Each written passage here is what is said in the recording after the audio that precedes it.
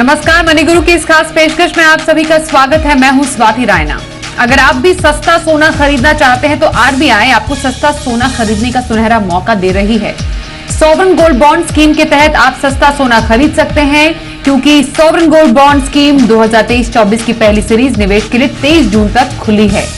आज हम जानेंगे सॉवरेन गोल्ड बॉन्ड्स सोने में निवेश का बेहतरीन विकल्प क्यों है, कितना गोल्ड पोर्टफोलियो में रखना सही रहता है और साथ ही जो गोल्ड में निवेश के बाकी विकल्प हैं जैसे गोल्ड ईटीएफ और गोल्ड म्यूचुअल फंड, इसमें निवेश के क्या है फायदे। तो कैसे आपके लिए है निवेश का गोल्डन चांस। हमारे साथ दो खास मेहमान हैं, उनसे करते हैं इसी पर चर्चा। कीर्तन शाह, सीईओ क्रेडेंस वेल्थ, और Harshvardhan Rungta, certified financial planner, Rungta Securities से। कीर्तन, हर्षवर्धन, बहुत स्वागत है आप दोनों का हमारे इस खास कार्यक्रम में शामिल होने के लिए। तो सबसे पहले जो खबर है उसी पर बात कर लेते हैं, सॉवरेन गोल्ड बॉन्ड और इस वित्त वर्ष की जो पहली सीरीज है सॉवरेन गोल्ड बॉन्ड की वो जारी हो चुकी है। हर्षवर्धन, कैसे लग रहा है आपको इस किस्त, ये जो पहली सीरीज है इस फाइनेंशियल ईयर की, उसके दाम? क्योंकि हमने देखा था इसी साल मई में ऑल टाइम हाई पर गोल्ड के दाम पहुंचे, अब कुछ समय से पिछले दिनों में कुछ गिरावट चल रही है। ऐसे में सॉवरेन गोल्ड बॉन्ड में निवेश करना कितना ज्यादा फायदेमंद निवेशकों के लिए? देखिए स्वाति, अगर हम शॉर्ट टर्म गोल्ड मूवमेंट्स की बात कर रहे हैं कि भाई गोल्ड की प्राइसेस मई महीने में क्या थे और अब जून में क्या है, तो ऑब्वियसली थोड़ा करेक्शन हुआ है। लेकिन अगर कोई इन्वेस्टर एक पोर्टफोलियो एलोकेशन कर रहा है तो पोर्टफोलियो एलोकेशन जो करते हैं वो एक महीने की गोल्ड की प्राइसेस के मूवमेंट के बेसिस पे जरूर डेफिनेटली नहीं करेंगे। सिर्फ एक अच्छी बात है कि क्योंकि ये बॉन्ड की सीरीज अभी आई है और ऑल टाइम हाई से प्राइसेस नीचे हैं, तो ये एक अच्छी बात है कि आपको एक मौका मिल रहा है कि आपको जो लास्ट मंथ की ऑल टाइम हाई था उससे आपको थोड़ा कम में मिल रहा है। लेकिन long term point of view से अगर एक महीने की वॉलेटिलिटी को हम ज्यादा ध्यान में नहीं रखेंगे। प्राइसेस की जहां बात करें तो ऑब्वियसली आज की तारीख में अगर आप डिजिटली पे करके सब्सक्राइब करते हैं तो आपको 50 रुपीज पर ग्राम का डिस्काउंट मिल रहा है। तो वो डिस्काउंट डेफिनेटली आपके फेवर में काम करता है कि आपको कोई ना कोई डिस्काउंट मिल रहा है as compare to market price. तो आज की तारीख में अगर कोई डिजिटल पेमेंट करके लेते हैं तो उन्हें 5876 रुपीज के हिसाब से पर ग्राम के हिसाब से आपको सब्सक्रिप्शन करने मिल रहा है। जहां तक एलोकेशन की बात है, गोल्ड में हमने हमेशा से कहा है कि पोर्टफोलियो में एक हिस्सा होना चाहिए। आप 10 to 15%, 10 से 15% आप अपने जो भी इन्वेस्टेबल कॉर्पस है उसका आप गोल्ड में इन्वेस्ट कर सकते हैं, क्योंकि गोल्ड एक हेज अगेंस्ट इन्फ्लेशन है। तो आप अगर लॉन्ग टर्म रिटर्न्स भी देखेंगे, अगर हम लास्ट 1 ईयर का डेटा हटा दें तो लास्ट 1 ईयर में गोल्ड ने करीबन 15% रिटर्न दिया है। लेकिन उम्मीद करना कि यही रिटर्न आपको अगले 5 साल 10 साल तक मिलेगा वो थोड़ा गलत होगा। I think long term average gold का जो रिटर्न है वो करीबन 7%। तो उम्मीद आगे जाते हुए भी रखनी चाहिए कि वो इन्फ्लेशन की लाइन में जो रहेगा उतना आपको रिटर्न मिलेगा। और एलोकेशन पॉइंट ऑफ व्यू से आप 10 से 15% अपने पोर्टफोलियो का प्रेशियस मेटल्स में, तो गोल्ड हो सकता है, सिल्वर हो सकता है, लेकिन गोल्ड एक बहुत ही popular investment common layman investor के लिए है, तो गोल्ड में आप कर सकते हैं। ओके कीर्तन, क्योंकि ये इस वित्त वर्ष की पहली ही सीरीज है तो एक निवेशक को ये जो दाम अभी सॉवरेन गोल्ड बॉन्ड में हम देख पा रहे हैं, 1 ग्राम सोने की कीमत 5,926 रुपए तय की गई है। और जैसा कि हर्षवर्धन भी बता रहे हैं, ऑनलाइन खरीदारी करते हैं तो 50 रुपए प्रति ग्राम की छूट इसमें है। ये क्या एक अट्रैक्टिव आपको कीमत तय लग रही है, या फिर एक निवेशक को सोचना चाहिए कि जब अगली किस्त आएगी, सितंबर में अगली किस्त आएगी, थोड़ी खरीदारी अभी कर लें, थोड़ी खरीदारी सितंबर में कर सकते हैं, क्योंकि अभी दाम जो है थोड़े बहुत गिर रहे हैं सोने के, तो सही स्ट्रैटेजी अभी क्या रहनी चाहिए? स्वाति जी, जैसे हर्ष जी ने भी कहा, I think as a retail investor आप अगर 5 साल 8 साल का नजरिया लेकर आ रहे तो गोल्ड प्राइसेस आप आज के इस भाव पे खरीद रहे, उससे ज्यादा इंपॉर्टेंट है कि क्या आपके एसेट एलोकेशन में गोल्ड की जरूरत है या नहीं। और अगर स्पेसिफिक क्वेश्चन गोल्ड प्राइसेस को लेकर है तो स्वाति जी, मुझे ऐसा लग रहा है समझने की बात यह है कि गोल्ड प्राइसेस मूव क्यों करते हैं या कैसे करते हैं। देखिए, मेरे हिसाब से अगर आप गोल्ड को जरा सा नजदीक से समझिए तो गोल्ड प्राइसेस मूव करते हैं रियल इंटरेस्ट रेट्स की वजह से। रियल इंटरेस्ट रेट्स क्या है?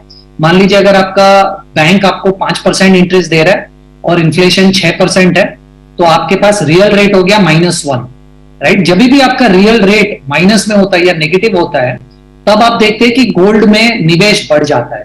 क्यों? क्योंकि मान लीजिए अगर आपका खर्चा इन्फ्लेशन 6% से बढ़ रहा है और बैंक एफडी में आपको सिर्फ 5% मिल रहा है, तो आप बैंक एफडी में पैसा निवेश क्यों करेंगे? इसलिए ये पैसा फिक्स्ड इनकम से निकलकर गोल्ड में जाता है, राइट। और इससे ही उल्टा जब सिचुएशन आ जाता है तब गोल्ड प्राइसेस के लिए वो उतनी अट्रैक्टिव सिचुएशन नहीं है कि इन्फ्लेशन 6% है और मान लीजिए आपका बैंक एफडी आपको 7% दे रहा है, तो लोग फिक्स इनकम की तरफ रुख कर लेते हैं, इसलिए गोल्ड के प्राइसेस नीचे चल गया।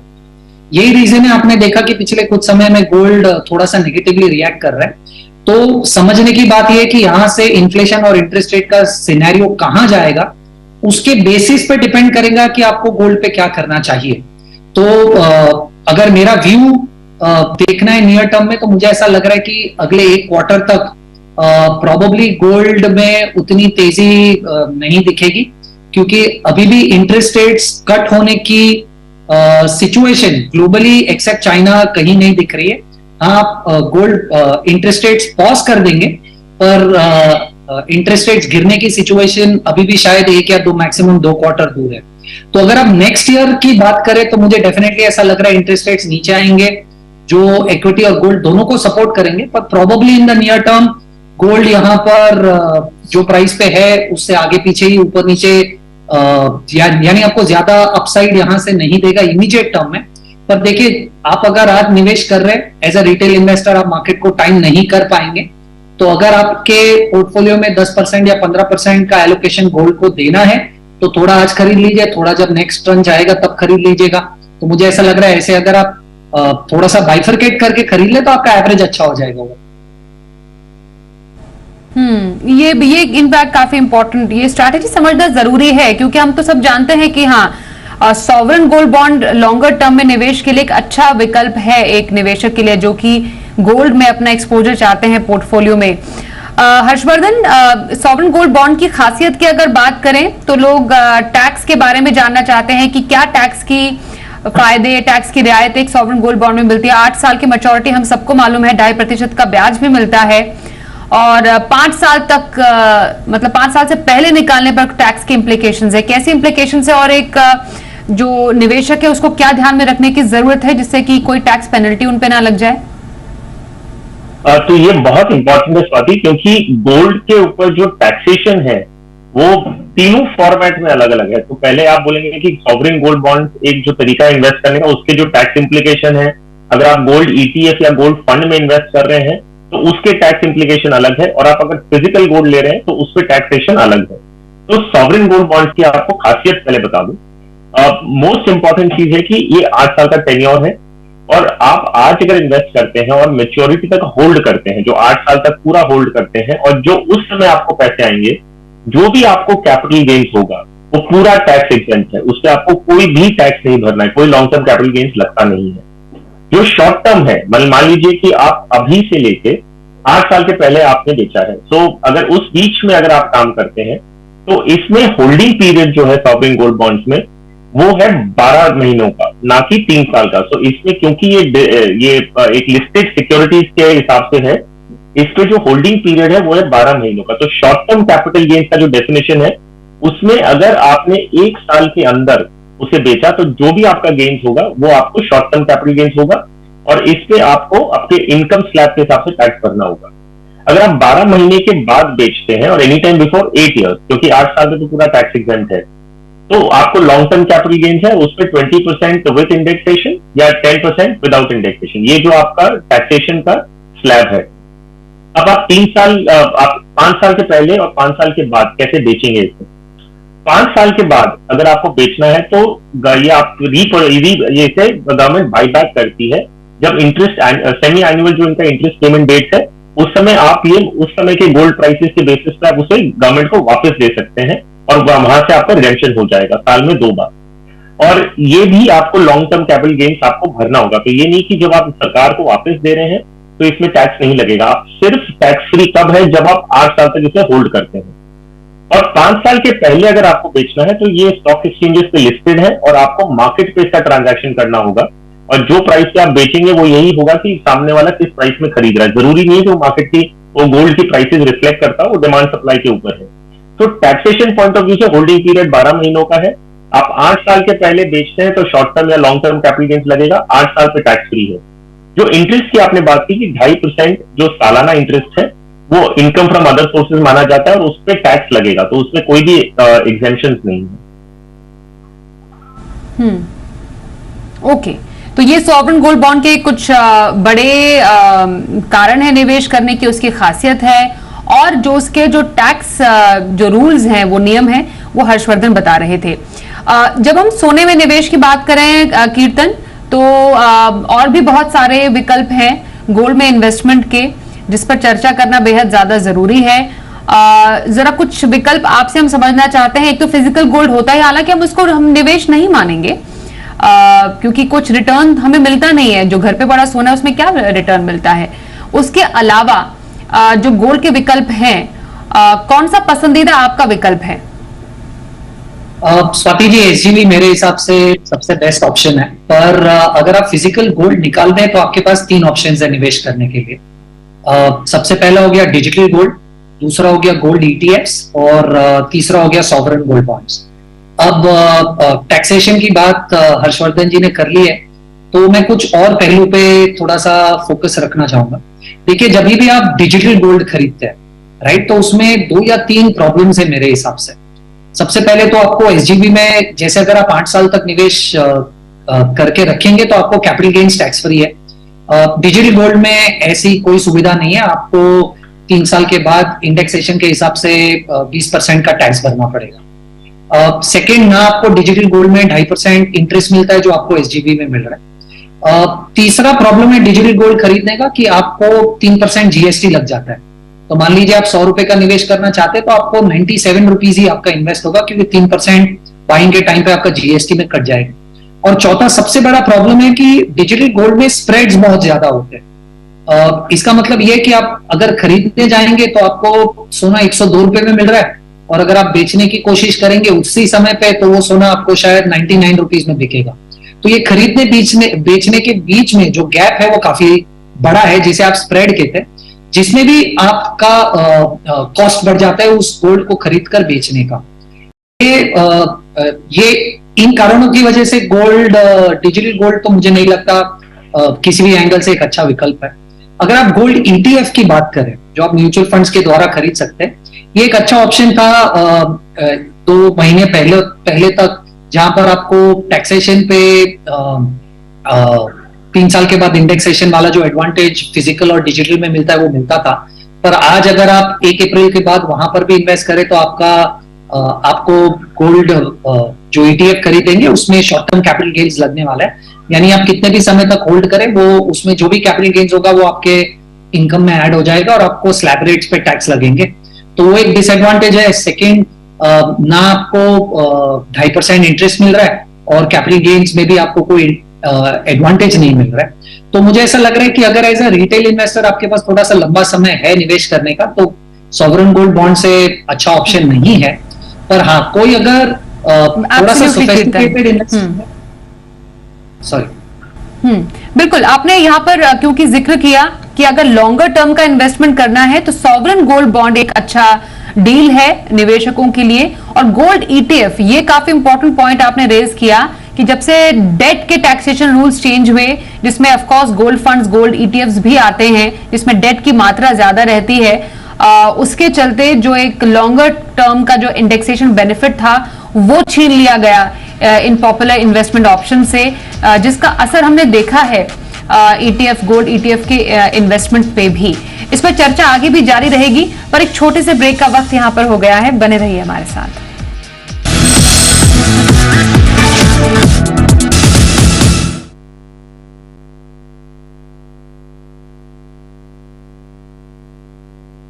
हर्षवर्धन रूंगटा हमारे साथ है।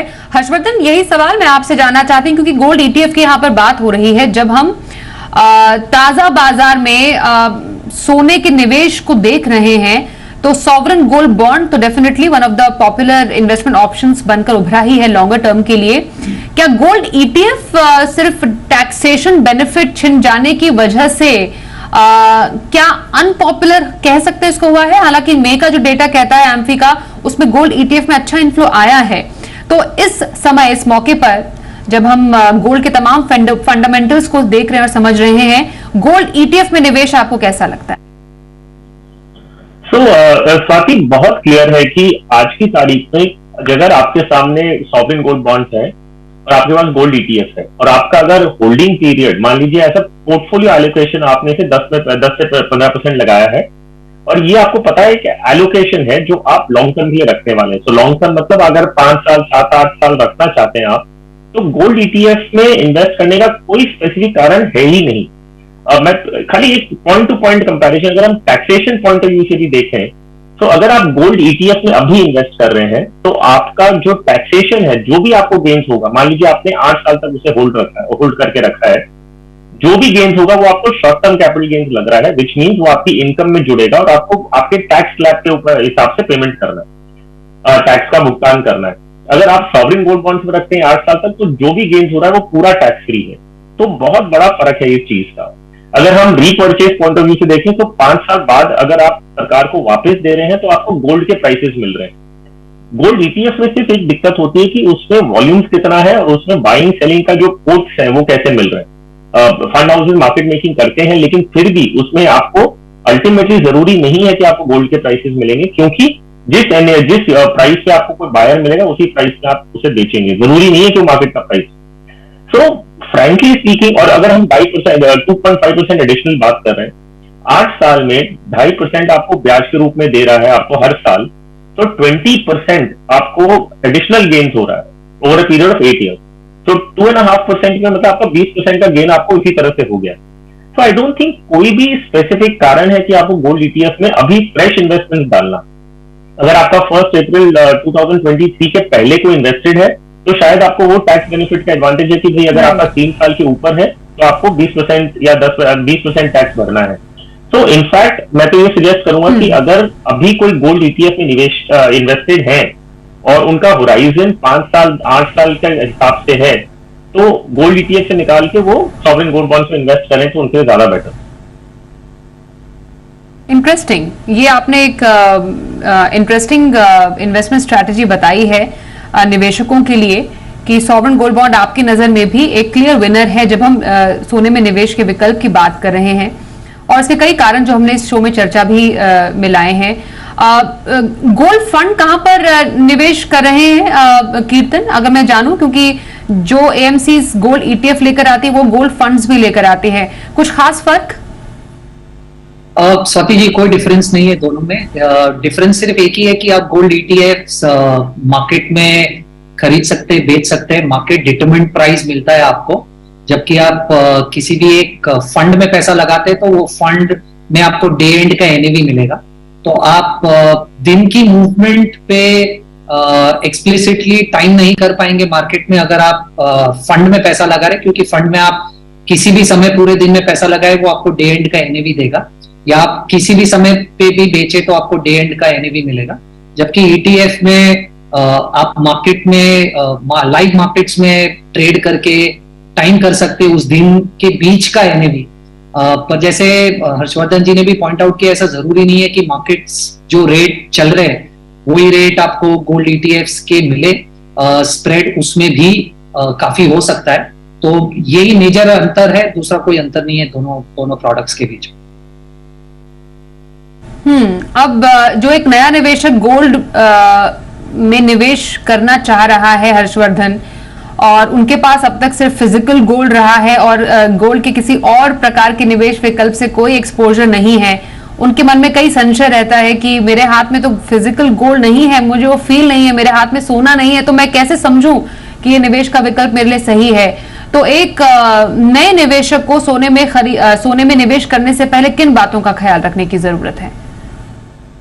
तो देखिए, इस बात की एक बहुत ही कॉमन प्रॉब्लम है कि जो गोल्ड को पसंद करते हैं एज एन इन्वेस्टर, उनको क्या होता है ना, ये टच एंड फील की होता है, उनको एक सेंस ऑफ सिक्योरिटी होती है कि मेरे पास इतने रुपए का गोल्ड पड़ा है।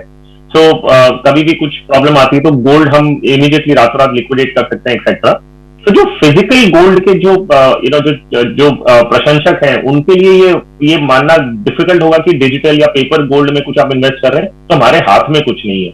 तो इस माइंडसेट को चेंज करने की जरूरत है। और अगर जैसे मैंने कहा कि अगर एक लॉन्ग टर्म इन्वेस्टर है तो वो 2.5% जो आपको सालाना मिल रहा है, मान लीजिए आप उसको एक तरह से सोचेंगे तो ये आपका टैक्सेशन का ध्यान रखता है। अगर आप 8 साल के पहले भी बेचते हैं और आपको 20% विद इंडेक्सेशन भरना है टैक्स, जो भी आपका गेन्स होता है, तो बहुत हद तक तो ये इंटरेस्ट से ही आपका टैक्स भरा जाता है। तो अगर आप तुलना करें किसी और इन्वेस्टमेंट से जहां पे आपको 2.5% मिल ही नहीं रहा है, तो सरकार आपको, मान लीजिए, एक तरह से सोचने का तरीका है कि आपको टैक्स के लिए भी आपको पैसा खुद ही दे रही है अपनी जेब से। सो ये थोड़ी माइंडसेट बदलने की बात है। फिजिकल गोल्ड में ऑफकोर्स उनकी खुद की प्रॉब्लम्स हैं। एक तो प्योरिटी आपको हमेशा डाउट रहेगा, यहाँ पे सॉवरेन गोल्ड बॉन्ड्स में आपको कोई भी प्योरिटी का डाउट नहीं है। एक स्टोरेज और सेफ कीपिंग, कि आप गोल्ड आपके हाथ में है तो आप लॉकर खरीदेंगे, लॉकर में रखने का उसका लॉकर का रेंट होगा, फिर हमेशा ये दुविधा रहेगी कि भाई उसे सेफ रखना है, चोरी ना हो जाए। यहाँ पे आपको वो दिक्कत नहीं होती। तो ये एक सिर्फ एक माइंडसेट शिफ्ट करने की बात है। लेकिन हाँ, ये मैं I can't take this away कि भाई गोल्ड का एक जो फिजिकल टच एंड फील के जो बेनिफिट्स है, वो कई लोगों को जो अच्छा लगता है उनको आप कुछ भी करके नहीं समझा सकते कि भाई पेपर गोल्ड में भी वही आपको इन्वेस्टमेंट का रिटर्न मिल रहा है। लेकिन फायदे क्लियरली आंख के सामने है। एक बहुत बड़ा जो एक पैरेलल इकोनॉमी में लोग जो गोल्ड में इन्वेस्ट करते हैं कैश को लेके, वो आप ऑफकोर्स सॉवरेन गोल्ड बॉन्ड या गोल्ड ईटीएफ वगैरह में नहीं कर सकते। तो इसके लिए आप देखेंगे कि हमेशा फिजिकल गोल्ड पॉपुलर रहा है, ऐसा नहीं कि नहीं है।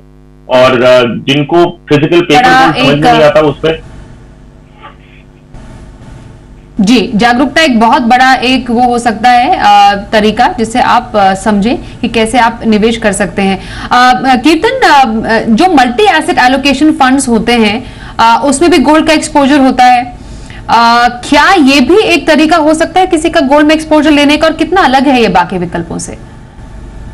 नहीं, मुझे नहीं लगता है कि आपको मल्टी एसेट एलोकेशन फंड्स में गोल्ड को एक्सपोजर लेकर उस निवेश में निवेश करना चाहिए। देखिए, किसी भी एक एसेट एलोकेटर फंड में, वो बैलेंस एडवांटेज फंड हो या मल्टी एसेट एलोकेशन फंड हो या ऐसा कोई भी फंड हो, उसमें फंड मैनेजर बहुत सारे निवेशकों का पैसा एक साथ मैनेज कर। फंड मैनेजर का ऑब्जेक्टिव बड़ा सिंपल है, उसे ऑब्जेक्टिव को फॉलो करके रिस्क को ध्यान में रखकर रिटर्न्स बढ़ाने की कोशिश करनी।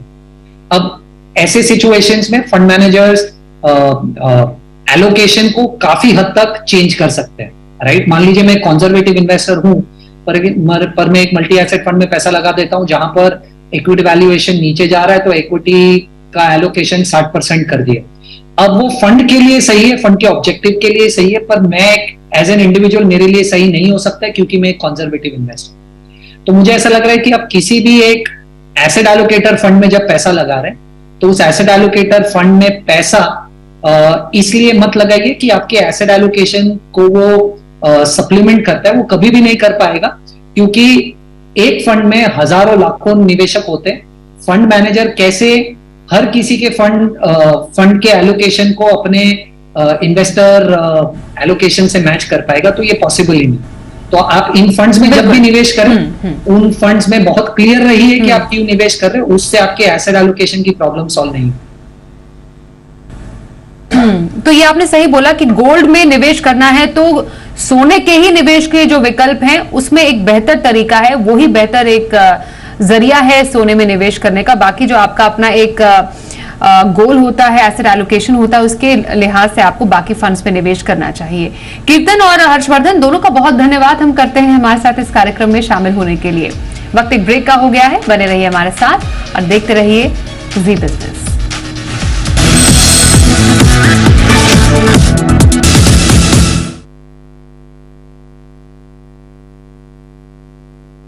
तो